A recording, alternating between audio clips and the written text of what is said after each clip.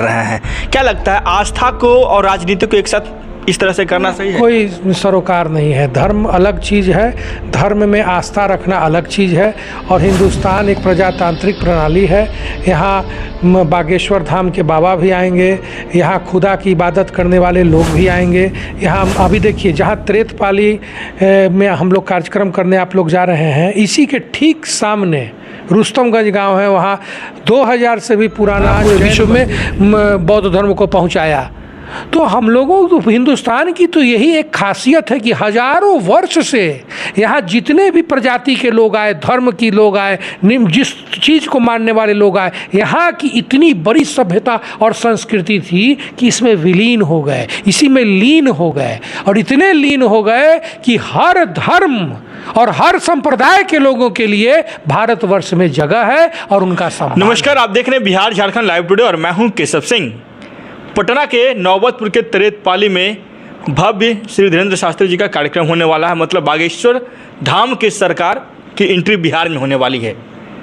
और जो विधानसभा क्षेत्र पड़ता है वो विक्रम पड़ता है। मतलब विक्रम के जो विधायक सिद्धार्थ जी हैं वो हमारे साथ अभी मौजूद हैं। उसी क्षेत्र के ये विधायक भी हैं, लगातार उस क्षेत्र से विधायक बनते आ रहे हैं और उनके क्षेत्र में ये कार्यक्रम हो रहा है। इस कार्यक्रम को लेकर भी इनसे जानेंगे, क्योंकि बड़ा ही भव्य तरीके से वहाँ पर तैयारियाँ की जा रही है। और तैयारियों के साथ साथ तमाम जो क्षेत्र के लोग हैं और बिहार के लोग हैं इस कार्यक्रम को सफल बनाने के लिए लगे हुए हैं। तो विधायक जी से पहले हम बात कर लेते हैं। सबसे पहले आपका स्वागत है। नमस्कार, धन्यवाद। विधायक जी, आपके क्षेत्र में इतना भव्य कार्यक्रम किया जा रहा है, आपके तरफ से क्या तैयारियाँ हैं? हम लोग तो बहुत खुश हैं, क्षेत्रवासी भी खुश हैं कि कम से कम एक राष्ट्रीय स्तर का कार्यक्रम, एक सुखद अनुभव रहेगा पूरे नौबतपुर, विक्रम, बिहटा, पूरे पाटलिपुत्र की धरती के लिए एक सुखद अनुभव रहेगा। और सभी लोग उत्साहित हैं और सभी लोग स्वागत में तत्पर हैं। निश्चित रूप से सफल कार्यक्रम होगा और हर व्यक्ति की इच्छा है कि कार्यक्रम सफल हो। हर व्यक्ति की इच्छा है कि कार्यक्रम सफल है। देखिए, सफल हो। एक चीज़ पूछना चाह रहे थे, लगातार राजनीति गलियारों में बहुत सारे लोग विरोध कर रहे हैं। क्या लगता है आस्था को और राजनीति को एक साथ इस तरह से करना सही है? कोई सरोकार नहीं है। धर्म अलग चीज़ है, धर्म में आस्था रखना अलग चीज़ है। और हिंदुस्तान एक प्रजातांत्रिक प्रणाली है। यहाँ बागेश्वर धाम के बाबा भी आएंगे, यहाँ खुदा की इबादत करने वाले लोग भी आएंगे। यहाँ अभी देखिए, जहाँ त्रेतपाली में हम लोग कार्यक्रम करने आप लोग जा रहे हैं, इसी के ठीक सामने रुस्तमगंज गांव है। वहाँ 2000 से भी पुराना जैन मंदिर है। तो जैन धर्म के भी लोग वहाँ पर आएंगे। उसी से 2 किलोमीटर आगे डिहरा गांव है, वहाँ चर्च बना हुआ है। तो ईसा मसीह की भी इबादत करने के लिए लोग वहाँ पर आएंगे। वहीं से 2 किलोमीटर आगे गोरैला गांव है। गोरैला गांव में मज़ार है। हर साल हम लोग जाते हैं चादर चढ़ाने के लिए। तो ये तो एक प्रजातांत्रिक प्रणाली है ना। धर्म में आस्था रखना एक अलग चीज़ है और राजनीति एक अलग चीज़ है। हिंदू हो, मुसलमान हो, सिख भाई हो, ईसाई हो, कोई भी धर्म के लोग हों, सभी लोगों को अधिकार है किसकी इबादत करें, ये चुनने का अधिकार है। कितने लोग हैं कन्वर्ट हो जाते हैं, हिंदू से मुसलमान बन जाते हैं, मुसलमान से हिंदू बन जाते हैं, ये उनकी निजी राय रहती है। तो धर्म का स्थान एकदम अलग है, राजनीति का महत्व एकदम अलग है। राजनीति गलियारों में बहुत सारे ऐसे नेता हैं जो अभद्र तरीके से भी टिप्पणी किए बाबा पे। आप बाबा को मानते हैं या नहीं? नहीं, धर्म में पूरी आस्था है हम लोगों की, पूर्ण रूप से। हम लोग तो हर धर्म में आस्था रखते हैं और ये तो हम लोग जन्म ही हिंदू में लिए हैं, तो निश्चित रूप से हिंदू हैं। लेकिन हर धर्म का सम्मान करना, अपनी माँ की इज्जत करना और दूसरी की माँ की इज्जत करना, दोनों आवश्यक है। जब अपनी ही माँ की इज्जत हम लोग नहीं करेंगे तो दूसरी की माँ की इज्जत कैसे करेंगे? तो हर धर्म का सम्मान करना और अपने धर्म का तो प्रचार भी करना है, इसमें क्या बुराई है?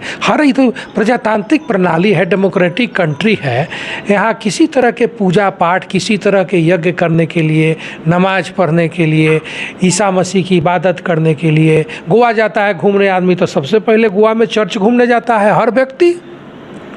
दिल्ली जाता है आदमी तो बहुत माने अधिकतर लोग निजामुद्दीन औलिया जाता है। अजमेर शरीफ, कितने हिंदू अजमेर शरीफ जाते हैं। यही तो हिंदुस्तान की खूबसूरती है, यही तो हमारे राष्ट्र की खूबसूरती है कि सभी धर्म, इस देश के इतिहास को अगर पढ़िए तो पूरे विश्व का सबसे पुराना इतिहास हिंदुस्तान का है। और जितने भी लोग आए, बुद्ध को कहाँ ज्ञान मिला? बोध गया में वृक्ष के नीचे बुद्ध को ज्ञान मिला। महावीर को जैन का जन्म ही नालंदा की भूमि में हुआ। गुरु गोविंद सिंह जी, पूरा पंजाब जिनको पूजता है, शायद ही कोई पंजाबी होगा जो पाटलिपुत्र की धरती पर नहीं आया होगा और गुरु गोविंद सिंह के जन्म स्थल पर नहीं गया होगा। तो जितने महापुरुष हुए, पूरे बौद्ध धर्म का विकास जो किया वो सम्राट अशोक पाटलिपुत्र का राजा था, पूरे विश्व में बौद्ध धर्म को पहुंचाया।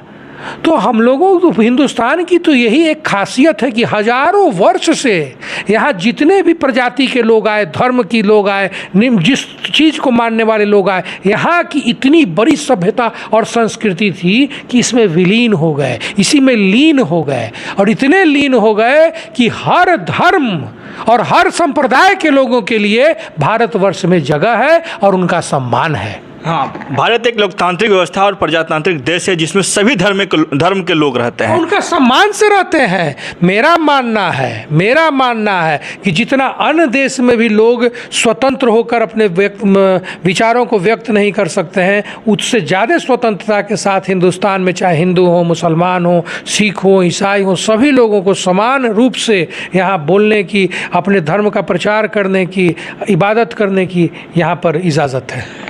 तेज प्रताप यादव बाबा का विरोध करने के लिए डीएसएस संगठन बनाया, लाठी बना लेकर लोगों को ट्रेनिंग दे रहे हैं, क्या कहेंगे इस बात पर? देखिए, किसी व्यक्तिगत चीज़ पर कोई टिप्पणी करना मेरे लिए उचित नहीं होगा। ये प्रश्न का जवाब वही बेहतर तरीके से दे सकता। अच्छा, व्यवस्थाओं की जब हम बात करते हैं, वहाँ पे लगातार बहुत सारी व्यवस्था जो है किया जा रहा है, जिसमें कि एक बात बता देते हैं, मैंने पहले ही बताया कि नौबतपुर विक्रम की जो धरती है वो बहुत जागृत धरती है।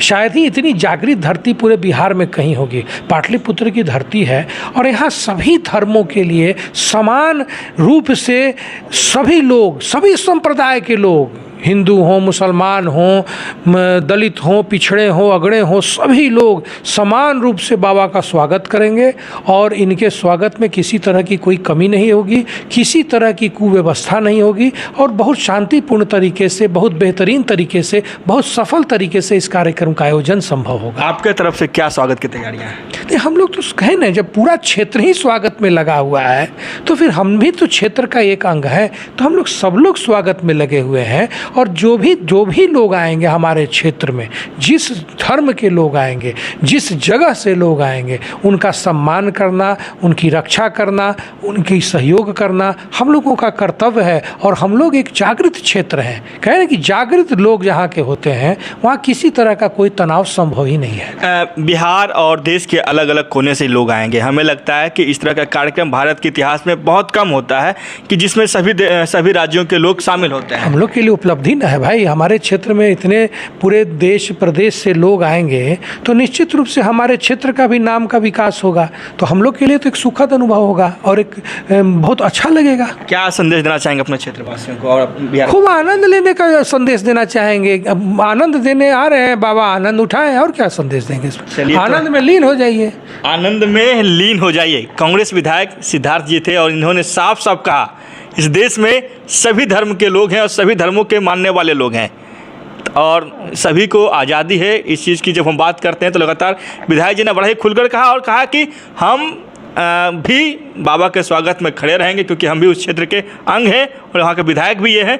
तो इनसे हम बात करने की कोशिश की और पूरी बातें भी इनसे हुई कि क्या क्या तैयारियां हैं। तैयारियों के साथ साथ हम लगातार पूरे बिहार वासियों को बताने की कोशिश कर रहे हैं कि बिहार में जो कार्यक्रम हो रहा है 13 से 17 मई तक का, उसमें क्या क्या व्यवस्थाएँ हैं। आप ज़रूर पहुँचिएगा क्योंकि कहीं ना कहीं बिहार की धरती से एक नई इतिहास भी बनाने की भी कोशिश की जाएगी। यहाँ से चलिए हम लगातार आपको इसी चीज़ के बारे में बताते रहेंगे। तो पटना से हमारे साथ लगातार बने इसके लिए बहुत बहुत धन्यवाद। पटना से केशव सिंह की ब्यूरो रिपोर्ट।